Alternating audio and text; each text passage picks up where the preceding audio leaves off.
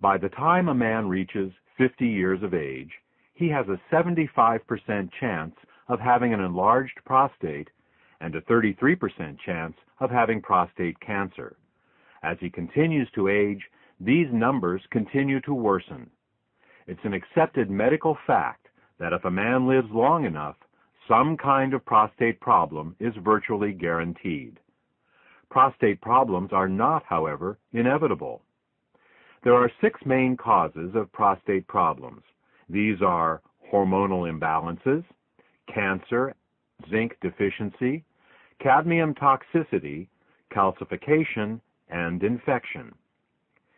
In this audio presentation, we will discuss each of these 6 problems in detail, and then for each problem, tell you which natural ingredients are most effective at addressing each particular problem.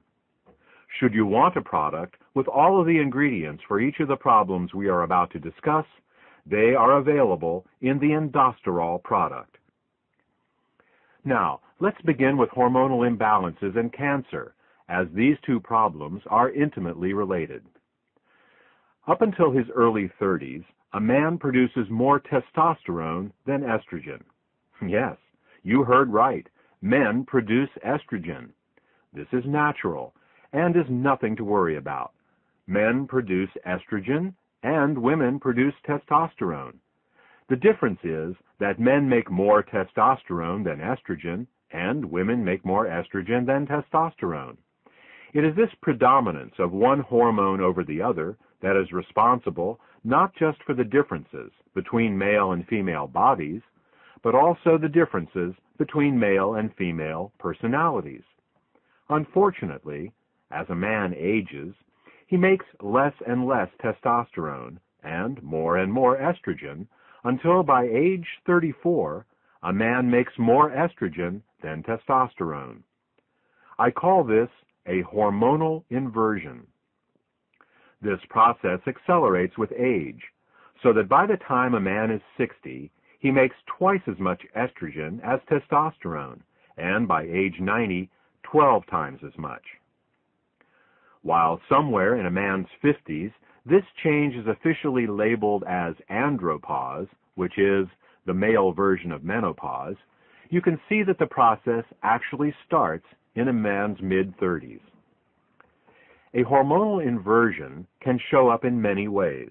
In the sports world, a man's performance begins to suffer. This is why you don't see many professional athletes at the top of their game past age 40. Muscle size and tone decreases, and fat begins to accumulate. This gives a man a softer, more feminine appearance. In the business world, a man may begin to lose his competitive edge. In relationships, he becomes more passive. In general, as the hormonal inversion begins to take hold, a man becomes more sensitive and less aggressive, more feminine. Regardless of how you feel about the effect of female hormones on your personality, the male body doesn't like it at all. In particular, this hormonal inversion wreaks havoc on a man's prostate.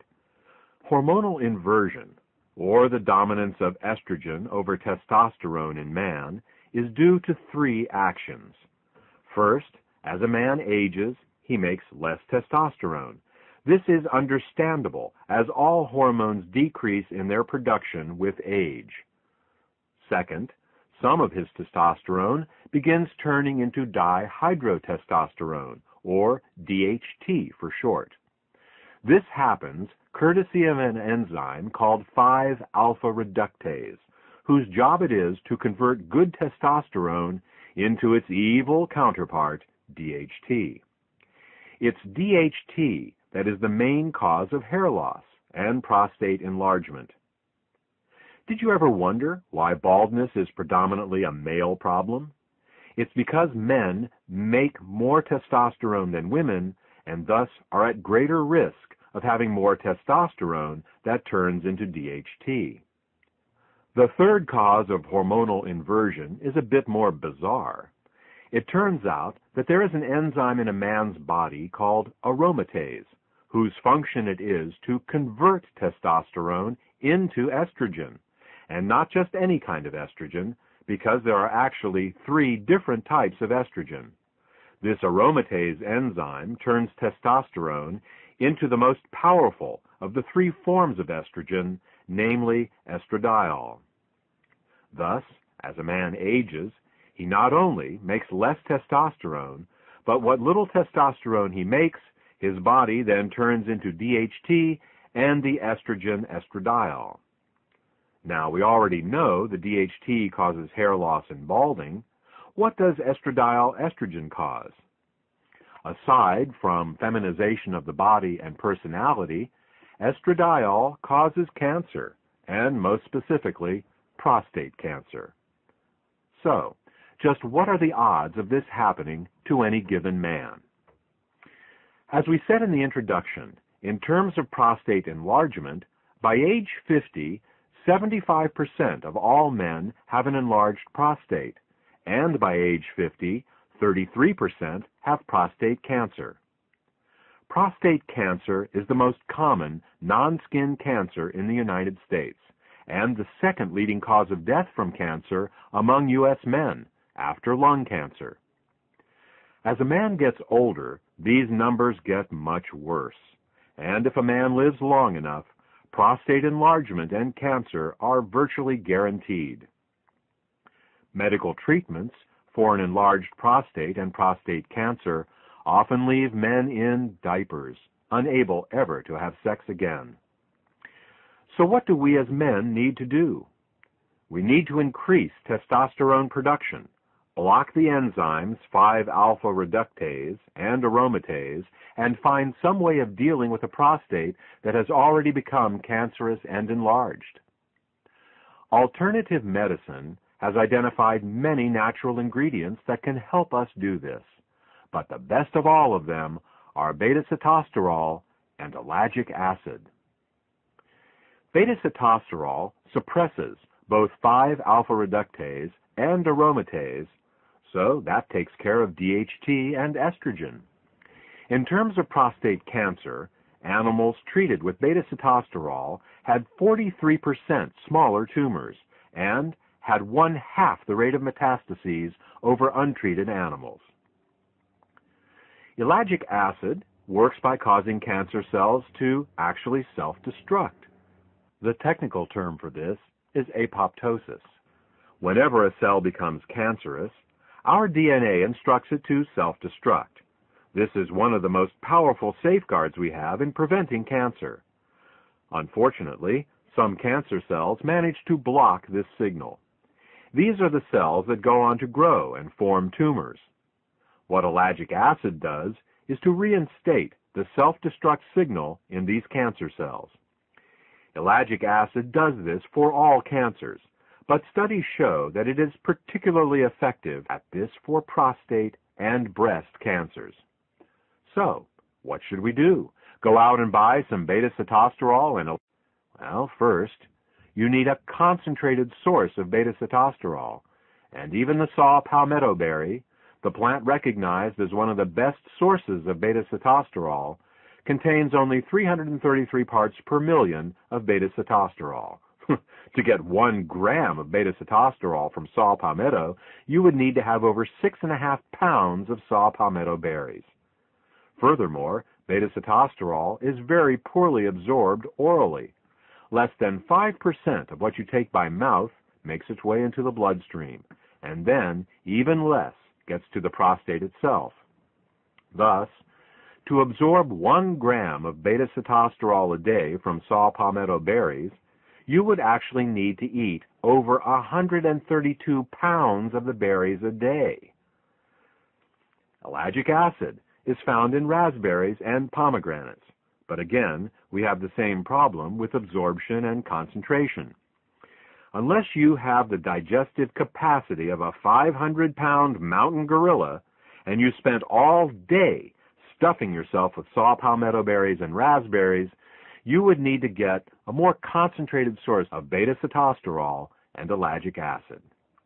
So, the first 2 ingredients we chose to put in endosterol were concentrated forms of beta-sitosterol and ellagic acid. Okay, that takes care of the first 2 problems. hormonal inversions, and cancer. Let's move on to problem number 3. The third cause of prostate problems is zinc deficiency. A zinc deficiency not only causes the prostate to operate less effectively, it can also cause it to enlarge. Different organs in the body have different requirements for elements, and for the prostate, zinc is required. It may sound strange that some organs need more of one element than another, but you already know of the most common example. It's called goiter. While the younger generation may not be as familiar with this, the older generation will be. Goiter is an enlargement of the thyroid gland in the neck due to insufficient iodine in the diet. Iodine is a heavy element, and rain typically washes it out of mountainous soil into the rivers and eventually into the sea. People living near the oceans who eat fish get all the iodine they need, but people who live in the mountains often become iodine deficient and can develop goiter. Of course, this isn't seen much anymore in developed countries where iodine is added to table salt, but it demonstrates the point. Individual organs, or glands, have specific mineral requirements, and when they don't get what they need, they malfunction and can enlarge. Thus, prostate enlargement can be considered prostate goiter. Unfortunately, zinc is not added to table salt like iodine is. This, added to the fact that zinc becomes more difficult to absorb with age, leads to the widespread zinc deficiencies we see today.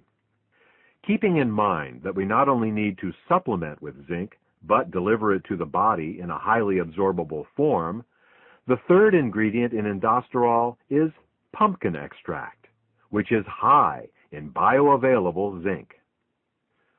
The fourth cause of prostate problems is cadmium toxicity. Cadmium toxicity is actually related to zinc deficiency in the sense that low zinc levels can cause cadmium toxicity. Cadmium is a toxic heavy metal, commonly found in soft drinks, seafood, cigarette smoke, plastics, water softeners, and other places. Cadmium can cause chronic fatigue, hair loss, high blood pressure, arthritis, impotence, and, of course, prostate problems. Cadmium owes its unique ability to damage the prostate to its similarity to the element zinc. Now, all beneficial elements have their toxic analogs, poisonous elements that the body mistakes for the beneficial ones. This is due to similarities in the atomic radius and electrical charge of certain elements. Thus, the body mistakes aluminum for magnesium, lead for calcium, mercury for selenium, and cadmium for zinc. Now, the prostate needs zinc to function, and it is often zinc deficient. So when it sees some toxic cadmium floating by in the bloodstream, it thinks, "Oh good, here's some zinc, I need that," and it gobbles it right up. In this manner, over time, cadmium accumulates and begins causing problems. If a man were to take supplemental zinc his whole life, it would offer some protection against cadmium absorption, but even so, some cadmium is bound to make it to the prostate. The only way to deal with cadmium is to remove it with a chelator. A chelator is an ingredient that has a very strong attraction to a particular element. If the attraction it has is stronger than the attraction the body has for that element, the chelator can pull that element out from the body. The safest and most effective cadmium chelator is called EDTA. EDTA is an amino acid that has a 50-year history of removing toxic metals like cadmium from the body. Once EDTA has attached itself to cadmium, the entire complex becomes water-soluble and will be eliminated harmlessly in the urine within a few hours. Thus, EDTA is the fourth ingredient in indosterol. The fifth cause of prostate problems is calcium deposits in the prostate. We've discussed cadmium, and we can agree that it is a toxic metal. But what about calcium? Isn't calcium vital for our health? Absolutely. Calcium keeps our bones and teeth healthy and has many important roles to play in our biochemistry. What is not commonly known is that as we age, calcium migrates from the bones and teeth, where it belongs, into the soft tissues and organs of the body. When calcium does this, it turns from a beneficial mineral into a pathological one. When calcium moves into the kidneys, we get kidney stones. When it deposits in the gallbladder, we get gallstones.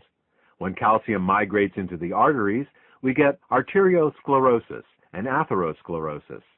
When calcium gets into the joints, we get arthritis.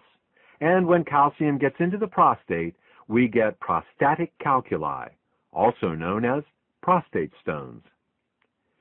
In addition to being a gland, the prostate is also a small pump, and like any pump, it needs to be free of debris to function properly.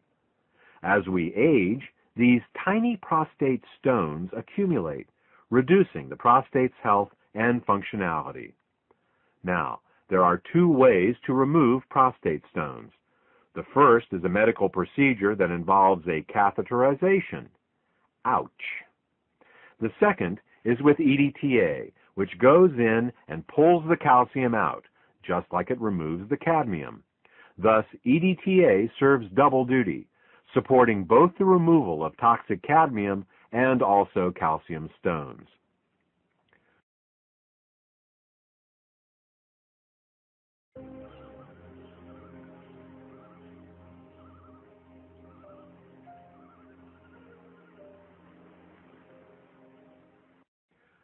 The last cause of prostate problems we will address is that of infection. In addition to cancer, the prostate is susceptible to bacterial, viral, fungal, and parasitic infections. You will recall that ellagic acid is the ingredient used in indosterol to decrease cancer risk, but it does much more than that. Ellagic acid is truly a remarkable ingredient. Ellagic acid is antibacterial, antifungal, antiviral, and antiparasitic as well. Ellagic acid is such a remarkable ingredient that it is well worth learning a bit more about it. Ellagic acid inhibits all bacteria by inhibiting the enzyme gyrase. Gyrase is only found in bacteria, and it is the enzyme that allows bacterial DNA to coil. Without this enzyme, the bacteria's DNA unspools, and the bacteria dies. Unlike traditional antibiotics that are specific to certain bacteria, ellagic acid works on all bacteria. Since gyrase isn't a human enzyme, inhibiting it does us no harm. Ellagic acid inhibits fungi and yeast by inhibiting the enzyme chitin synthase 2. Almost all fungi and yeast cell walls are built out of a polysaccharide called chitin, and chitin synthase 2 is the enzyme they use to make chitin. Thus, by inhibiting chitin synthase 2, ellagic acid suppresses the growth of almost all fungi and yeast. Again, chitin synthase 2 is not a human enzyme, so inhibiting it does us no harm. Ellagic acid inhibits many viruses by inhibiting the enzyme integrase. Integrase is an enzyme that many viruses need to enter a cell. As you know, viruses cannot reproduce without entering a cell, so by inhibiting this enzyme, many viruses can be inhibited. Again, integrase is not a human enzyme, and its inhibition does us no harm. Finally, ellagic acid inhibits parasites, but the mechanism of how this happens is not yet fully understood. While many people believe parasitic infections to be limited to third world countries, many people harbor millions of intestinal parasites their whole lives without ever knowing it. Thus, in addition to the effects of ellagic acid on prostate cancer, ellagic acid also deals with the infective aspect of prostate disorders. Ellagic acid is also an ingredient in indosterol. We have now discussed the 6 main causes of prostate problems: hormonal imbalances, cancer, zinc deficiency, cadmium toxicity, calcification, and infection. We have also discussed the ingredients best suited to deal with these problems, namely beta-sitosterol, ellagic acid, pumpkin extract, and EDTA. The last question to be answered is, in what form should these ingredients best be administered? The answer is, as a suppository. Suppository administration was chosen as the delivery mechanism for indosterol for two reasons. Firstly, rectal absorption is recognized as being some 20 times greater than oral absorption. Secondly, and more importantly, has to do with the location of the prostate. When a suppository is inserted into the body, it rests some mere inches away from the prostate itself. It is this ability of a suppository to deliver ingredients directly to the prostate that makes it the optimal method of administration. Congratulations! You've now completed a crash course on prostate health. You know the 6 main causes of prostate problems, as well as what ingredients can be taken, both preventatively and therapeutically. For more information on indosterol, a product that combines all the ingredients we've talked about, contact the healthcare provider who gave you this presentation. Let's start with inflammation. As we get older, chronic aches and pains can begin to accumulate in the body. Inflammation is an important part of the healing process, but the chronic, unresolved inflammation associated with aging is definitely not beneficial. Chronic inflammation has also been associated with disease conditions, ranging from Alzheimer's and MS to heart disease and strokes. Clearly, inflammation is a problem that needs a solution. Unfortunately, many of the anti-inflammatory drugs used in the past have had disastrous side effects that have only shown up years later after their initial introduction. This is because pharmaceutical drugs work by overriding the body's natural biochemical pathways. All the pathways in the body are interconnected, and by manipulating one, you always inadvertently apply pressure to others. You can do this in the short run, but over time, it can cause problems. Current examples of this include the terrible side effects found with Vioxx and Celebrex, including increased risk of heart attacks, strokes, and blood clots. The only way we can be sure of avoiding unforeseen side effects is to work with nature, not against it. In nature, the inflammation pathway is controlled through the fats and oils in our diet. Certain oils and fats increase inflammation, and others decrease it. Luckily, nature has supplied us with the saw palmetto plant. Saw palmetto oil works by inhibiting the same lipoxygenase and cyclooxygenase inflammation pathways that the pharmaceutical drugs do, but it does so in a manner that nature intended and is familiar with, that is, through dietary oils. Let's move on to circulation problems. In dealing with circulatory problems, there are two main issues to address, and they are blood viscosity and plaque. Blood viscosity refers to how thick the blood is, how prone it is to forming clots. We need our blood to clot to prevent us from bleeding to death from injuries. But when the blood becomes too thick, clots begin to form inside the body in the arteries and in the veins. These clots can decrease the flow of blood, leading to fatigue if they are small, and strokes and heart attacks if they are large. Fortunately, saw palmetto in general, and beta-sitosterol in particular, both inhibit platelet aggregation, which is what causes the blood to clot. Let's look at the second issue raised, that of plaque. Plaque are the blockages that grow inside the arteries, obstructing blood flow. Scientific studies have shown that beta-sitosterol supports the removal of fat directly out of arterial plaque. Many people think that all they need to do to take care of their circulation is to keep their cholesterol low. The truth is, it isn't the fat in the bloodstream that causes the problem, but rather the fat in the plaque itself.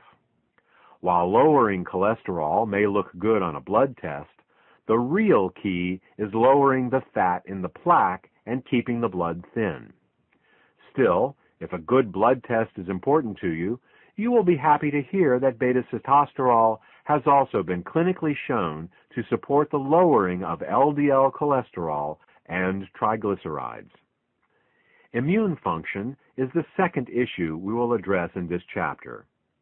While most people believe that a stronger immune system is a better immune system, the truth is that what we really want is a strong and balanced immune system. A person suffering from allergies has a strong but unbalanced immune system. A person suffering from an autoimmune disease also has a strong but unbalanced immune system. To understand the concept of immune balance, we will compare the immune system of a person to the internal and external security of a ritzy nightclub. In a nightclub, there are doormen and bouncers. The job of the doormen is to make sure that only the right sorts of people are allowed in. The job of the bouncers is to wander around inside the nightclub and toss out anyone that starts causing trouble. In order for the nightclub to operate successfully, there needs to be a balance between the doormen and the bouncers to keep the nightclub running smoothly. On the other hand, if the doormen are too aggressive and the bouncers are too passive, or vice versa, the nightclub will have problems. Let's look at the first scenario: overly aggressive doormen and passive bouncers.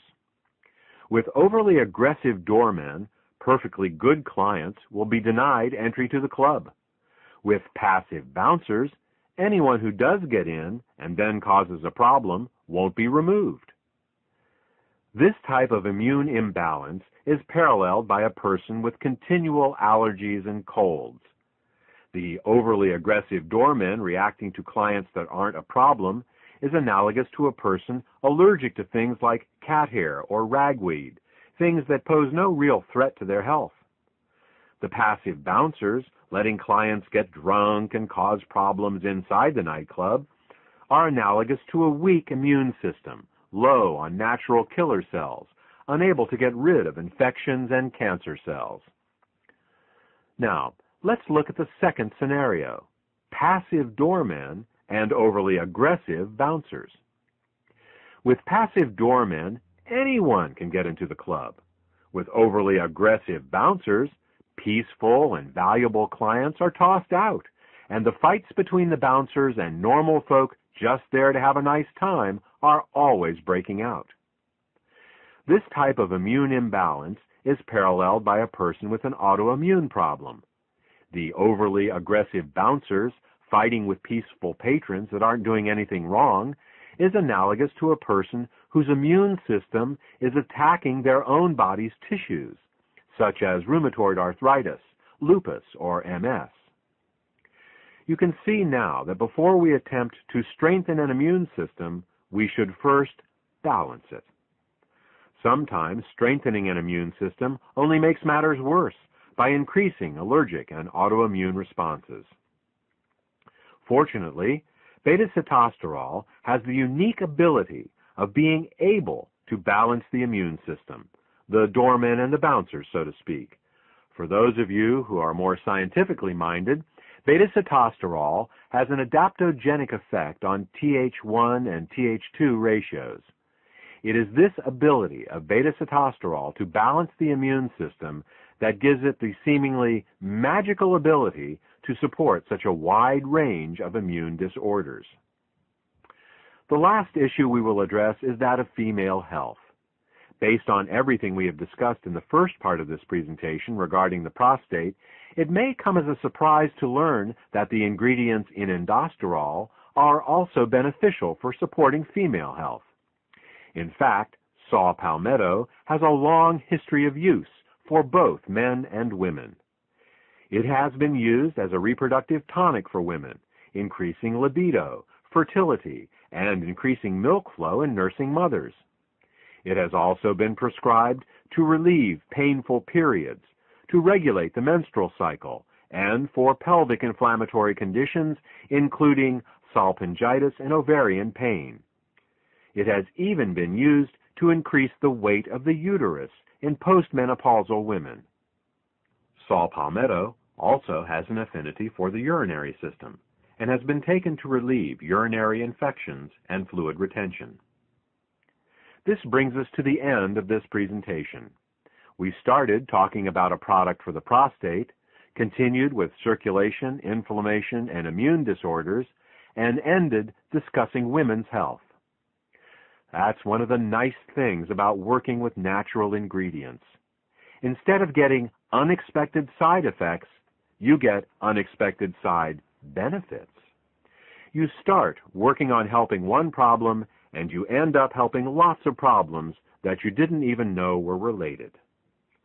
I hope this information has been helpful to you. If you have any questions about how aldosterol can support your health, germs are very sturdy. They have to be.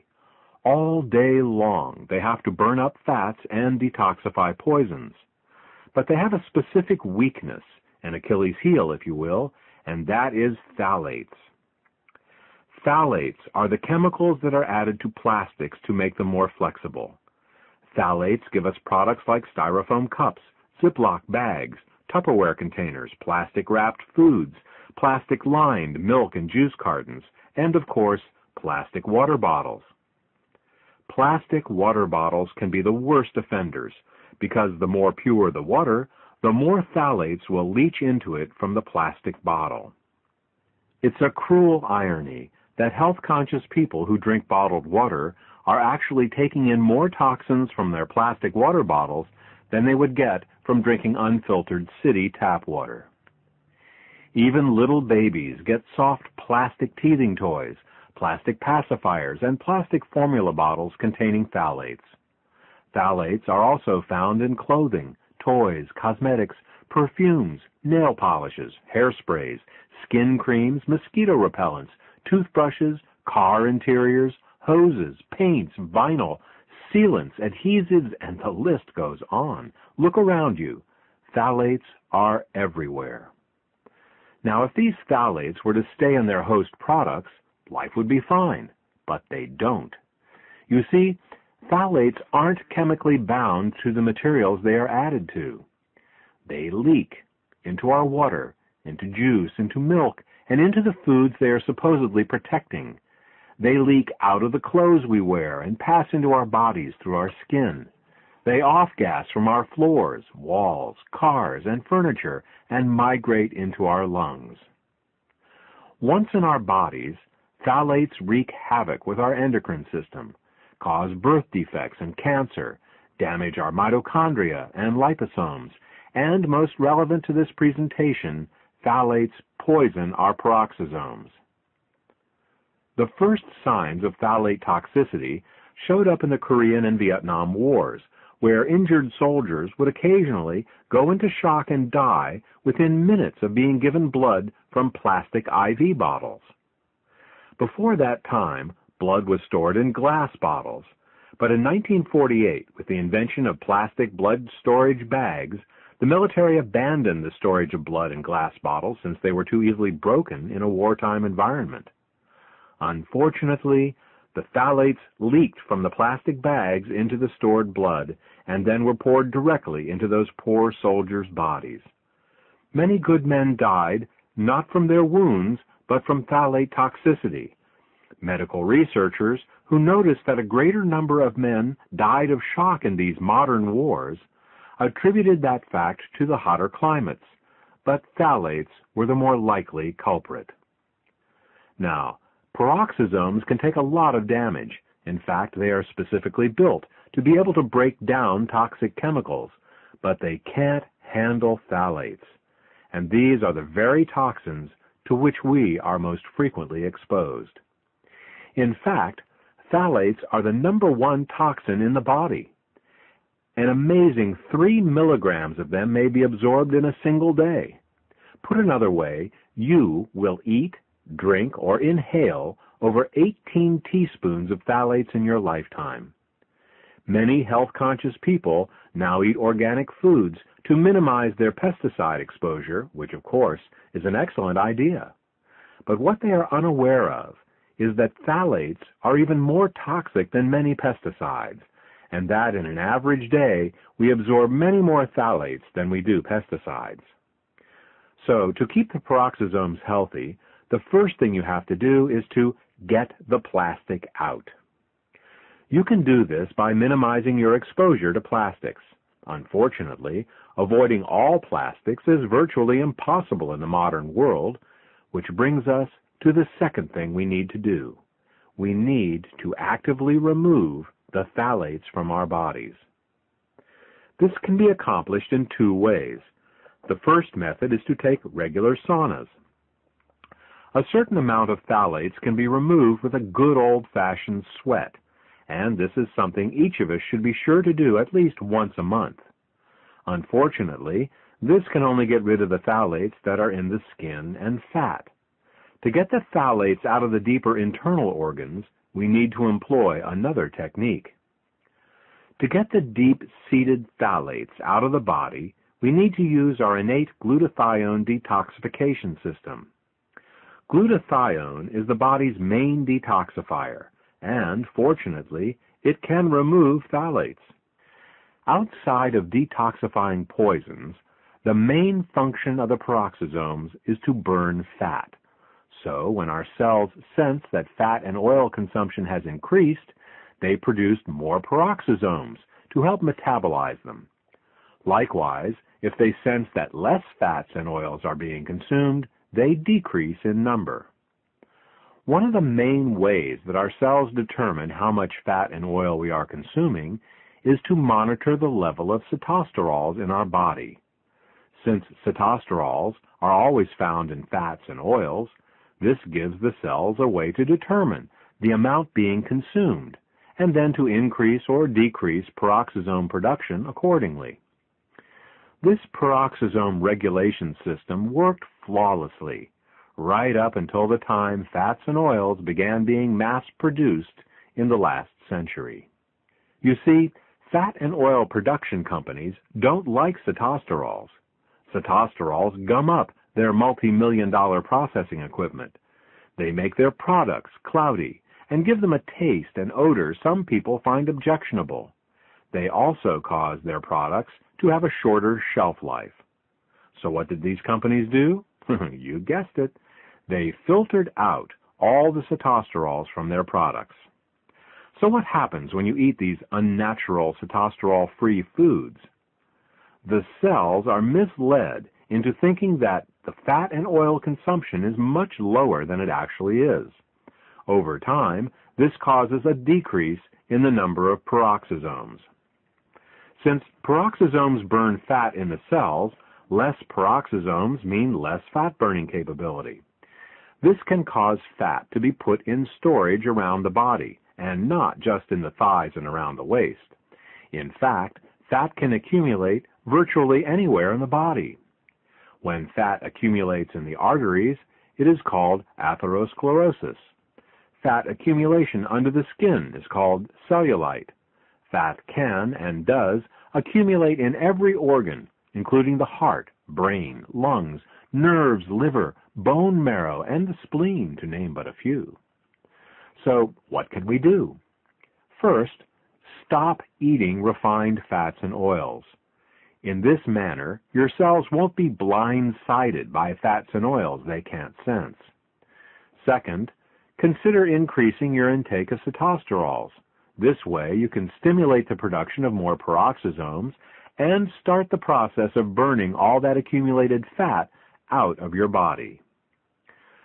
According to the Centers for Disease Control, 57% of Americans are overweight, and nearly 1/4 of our population is clinically obese. Detoxification, diet, exercise, and peroxisomes. A complete weight loss program must take all 4 of these subjects into consideration. So, let's recap. Every cell has peroxisomes in them, whose job it is to burn fat and detoxify poisons. Peroxisomes are under continual attack by the most common of all poisons in the human environment, phthalates. Peroxisomes are also artificially decreased in number due to sitosterols being processed out of our foods. The decreased number of peroxisomes in our cells can lead to fat deposition in all the organs of our bodies, as well as an accumulation of many chemical toxins that the peroxisomes would otherwise neutralize. The solution is fourfold. 1. To avoid phthalates whenever possible. 2. To break into a good sweat at least once a month to sweat out some of the phthalates. 3. To support our glutathione detoxification systems so we can detoxify those phthalates we can't sweat out. And 4. To increase our sitosterol intake so as to stimulate